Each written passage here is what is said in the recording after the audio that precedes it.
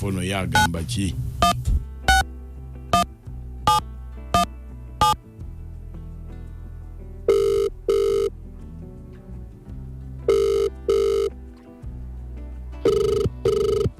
Hello.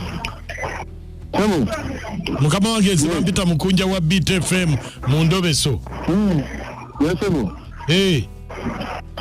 Nabadde njagadde onkubireko. Olw'ensonga ezimu. Waliwo mukyala. Namupangisiza ennyumba. Naye ne mpulira mu ngambo. Waliwo omuvubuka ajja n'asulawo. Omuvubuka omumanya erinnya?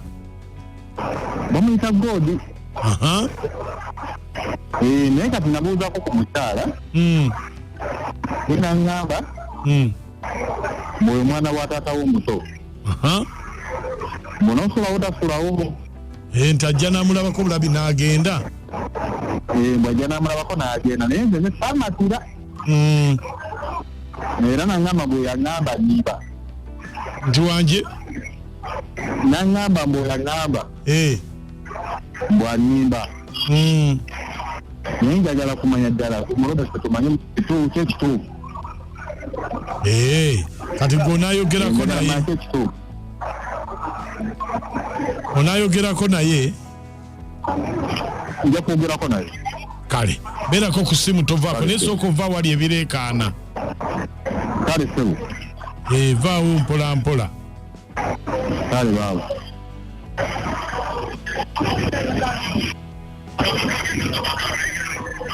Ovuddewo?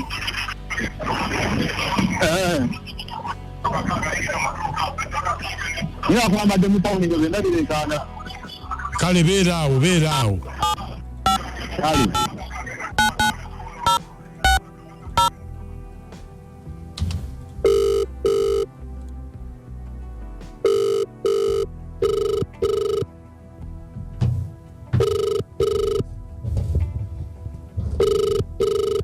Hello?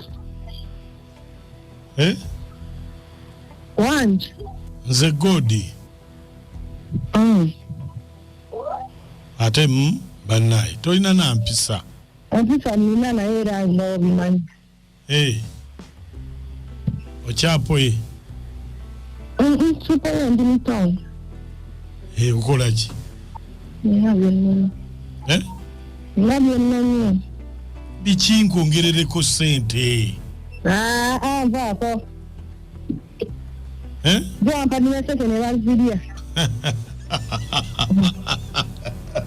Gweseka. Sekulimba agakatonda. Kati okola ki? Byonna nno. Kati olwaleero njagala kulabako. Ebyekisulo byo. Ebyekisulo byo. Buli wankubira ssaawa 7 ogw'ekiro wali obadde ki? Buuzizza njagala kulabako. Ena kunsangawo. Kati gw'olina okundagirira. Ewaka? Naye bannange oyagala bantugire eyo? Kyogamba nti ani atakumanyi nti olina omusajja?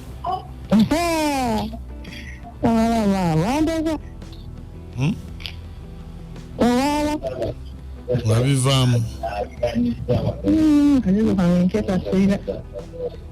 Bagamba oli bulooka yakulimu kati. Ayambala obusuuti. Ayi, naawe. Nawe nokkiriza. Ate nga lwaki sikkiriza?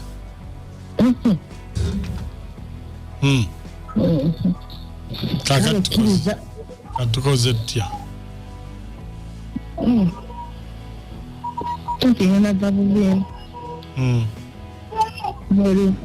Nkyali ku mulimu.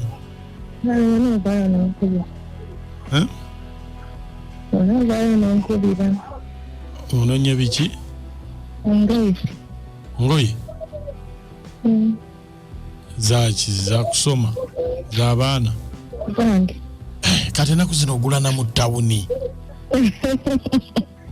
Byakyukamu. Omulogo takyalina kapito. Gwe wali andoga. tukwatagane naye bwe nkube simu nga teriiko fa esimu ntenza butabera owa nakubirako nga nvaayo kulinga alina omuntu agwo bannange tawuni kyerimu abaana abakaba nga ali mu ddwaliro tawuni eberamu abaana god ojja naye njagala okimanye nti ndi mumwezi Wange ojja naye njagala okimanye nti ndi mumwezi naye tojja mu byokuntawaanya kunkaabira nnaku biki ndi mumwezi njagala ojje ng'okimanyi kati ebyoŋŋamba byaki yatandika okujja okunkaabirira nti ndi bubi naawe ndi mwezi kizoke nkanzi naye kale ndijja olulala kale agambye mbu alina mu mwezi agambye alina mu mwezi bwe mpuliddenga naye bakazi yasibwamu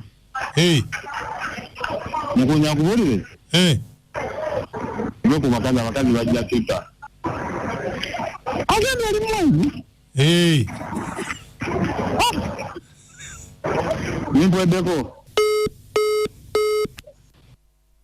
tubite femu kintabuli ky'omuzika ekisinga Uganda zaabu